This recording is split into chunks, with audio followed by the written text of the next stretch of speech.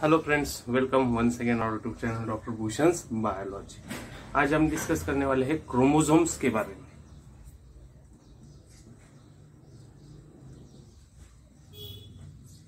तो आज हम देखेंगे क्रोमोसोम्स क्या है। सबसे पहले क्रोमोसोम जब भी वर्ड आता है दो तीन साइंटिस्ट के नाम आगे आते हैं। उसमें से पहला है हॉफमिस्टर। दूसरा नाम आता है स्ट्रासबर्गर का, स्ट्रासबर्गर। और तीसरा नाम सामने आता है वाल्डेयर का, वाल्डेयर। अभी ये तीनों नाम जब भी सामने आते हैं तो हम कंफ्यूज हो जाते हैं, स्टूडेंट कंफ्यूज हो जाते हैं किसने क्या काम किया है। तो यहाँ पे हम आपको बता देते हैं, आपकी ये कंसेप्ट क्लियर करवा देते हैं यहाँ पे। तो हॉफमिस्टर ने क्रोमोसोम को डिस्कवर किया है, डिस्कवर बाय हॉफमिस्टर इन 1848 में इन्होंने डिस्कवर किया। उसके बाद उसका स्टडी किया है स्ट्रासबर्गर जी ने, स्टडीड स्ट्रासबर्गर इन 1875।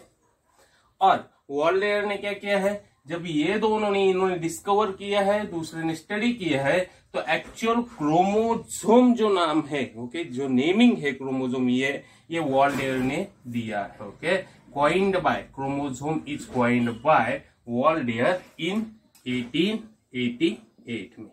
अभी इन्होंने जो नाम दिया है वो कैसे दिया है, he applies some dyes and stain किया है। On the basis of this he give the name that is chromosome। कुछ डाइज यूज किए हैं, स्टेनिंग किया है, और उसके बाद उन्होंने नाम दिया है क्रोमोसोम। अभी क्रोमोसोम जब भी वर्ड आता है तो चलो हम इसको ब्रेक करते हैं। अभी ब्रेक करने के बाद दो वर्ड आएंगे। पहला आता है chromo, chromo it means colour, और दूसरा आता है सोमा, इट मीन्स बॉडी। तो कलर, बॉडी, ऐसे जनरली इसका मीनिंग आता है क्रोमोसोम वर्ड का। अभी हम डिटेल में देखेंगे। सबसे पहले ये तीन पॉइंट्स आपको, ये तीन साइंटिस्ट और उन्होंने क्या किया है, या आपको क्रोमोसोम के बारे में क्या काम किया है, या क्रोमोसोम किसने डिस्कवर किया है, किसने स्टडी किया और नाम किसने दिया है, या आपका कंफ्यूजन यहाँ पे हमने क्लियर करवाया है। तो क्रोमोसोम एक्चुअल में है क्या? क्रोमोसोम फिलामेंटस बॉडीज है, फिलामेंटस है, फिलामेंटस स्ट्रक्चर है। इसको ही filamentous it means thread like structure. Okay, filamentous it means thread like structure. अभी दूसरा क्वेश्चन ये रेज होता है, ये कहां पे प्रेजेंट होता है, समझो। Chromosome is present in nucleus of a cell. ये एक सेल है, इसका जो न्यूक्लियस है, समझिए this is cell, this is nucleus, और न्यूक्लियस के अंदर क्रोमोसोम प्रेजेंट होता है। समझिए हमने यूकैरियोटिक सेल कंसीडर की, तो ये सेल है, इस सेल में न्यूक्लियस है, और न्यूक्लियस के अंदर क्रोमोसोम्स प्रेजेंट होते हैं।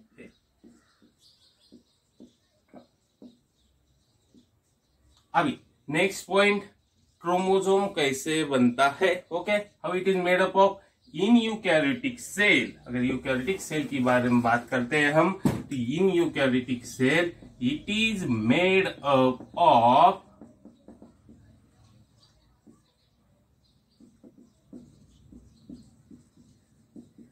DNA plus histone protein plus non histone protein, इससे ये बना होता है। हम अभी ये आगे कुछ वीडियोस में देखने वाले, हिस्टोन क्या है, नॉन हिस्टोन क्या है। तो यूकैरियोटिक सेल में it is made up of DNA, histone protein plus non histone protein. अभी नेक्स्ट क्वेश्चन जो रेज होता है, क्रोमोसोम कब विजिबल होता है? सेल डिवीजन के वक्त। ओके, इन सेल डिवीजन हम क्रोमोसोम का स्टडी कर सकते हैं। क्रोमोसोम उस टाइम विजिबल होता है। कब हम क्रोमोसोम को देख सकते हैं? तो सेल डिवीजन के टाइम। अभी सेल डिवीजन में प्रॉपर या क्लियरली, ओके, क्लियरली विजिबल कब होता है? चलो, सेल डिवीजन में 4 स्टेजेस आते हैं। कौन से 4 स्टेजेस आते हैं? पहला आता है प्रोफेज, दूसरा आता है मेटाफेज, तीसरा आता है एनाफेज, और चौथा आता है टेलोफेज। अभी यहाँ पे ये 4 फेजेस हमने आपको बोले, prophase, metaphase, anaphase and telophase. अभी ये आपका हो गया सीटी, नीट और सेट का क्वेश्चन। पिछले कुछ सेट में इसके ऊपर क्वेश्चन पूछा गया है, आपको खाली इसका सीक्वेंस लगाना है। तो ये सीक्वेंस ऐसा है, प्रोफेज है first, then metaphase, then anaphase, then telophase. अभी इसमें से कौन से फेज में अच्छे से क्लियरली विजिबल होता है या काउंट कर सकते हैं हम क्रोमोसोम नंबर?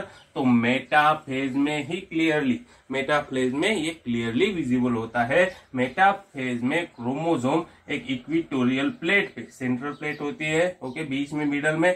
तो Meta means middle, okay, Meta means middle, phase means stage, middle, stage में मिडल में, ओके। ये क्रोमोसोम सब एक जगह पे आते हैं, तो ये इक्विटोरियल प्लेट इसको बोलते हैं। इसके ऊपर यहाँ पे क्रोमोसोम जब आते हैं मेटाफेज स्टेज में, तो हम इजीली इसको काउंट कर सकते हैं। आपका हो गया सीटी नीट का क्वेश्चन, और पिछले कुछ सेट में इसके ऊपर क्वेश्चन पूछा गया है।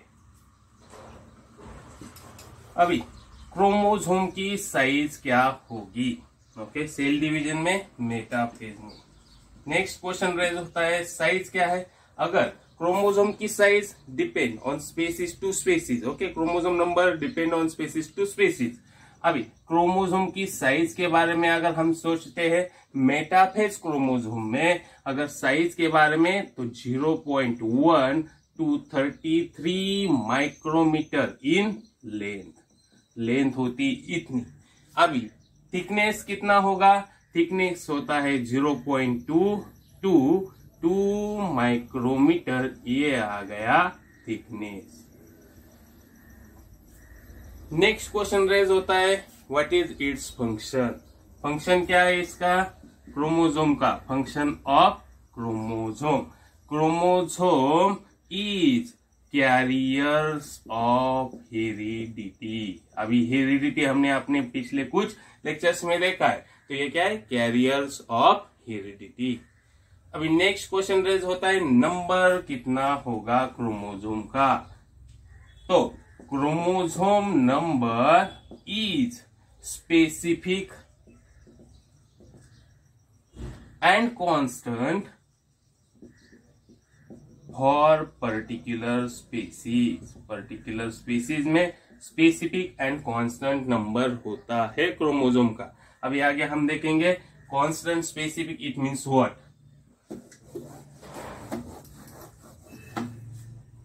समझो मैंने ह्यूमन कंसीडर किया है, ह्यूमन का क्रोमोसोम नंबर कितना है? Chromosome number of human is 46 number of chromosome present होते हैं। क्वेश्चन समटाइम्स पूछा जाता है एग्जाम्स में, कितनी पेयर्स होते हैं? हम सीधा 46 पेयर्स लिखते हैं। 46 नंबर है क्रोमोसोम का, और 23 पेयर्स होती है ह्यूमन में। अभी ये ह्यूमन का क्रोमोसोम नंबर है। चलो हमने मंकी का क्रोमोसोम नंबर अगर हम देखते हैं, तो होता है 48। तो ये पर्टिकुलर स्पीसीज में particular constant and specific chromosome number होता है। यहाँ पे 46 है, यहाँ पे मंकी में 48 है। अभी क्रोमोसोम की और क्या एबिलिटी? सेल्फ रेप्लिकेटिंग एबिलिटी है। और दूसरा क्या है? इट्स हैज ग्रेट इंपॉर्टेंस और it play vital role in heredity, mutation और evolutionary development of a species और of a cell, evolution development of a cell, of a eukaryotic cell, इसका यही यूज होता है। अगर ये स्पेसिफिक है, नंबर स्पेसिफिक है या कांस्टेंट है, तो it has great importance in phylogeny and taxonomic relationship. ये होता है क्रोमोसोम के बारे में। अभी यहां से हम प्लॉइडी एक कंसेप्ट देखने वाले हैं। तो प्लॉइडी क्या है ये भी हम देखेंगे। तो this is all about chromosomes. Chromosome क्या होते हैं।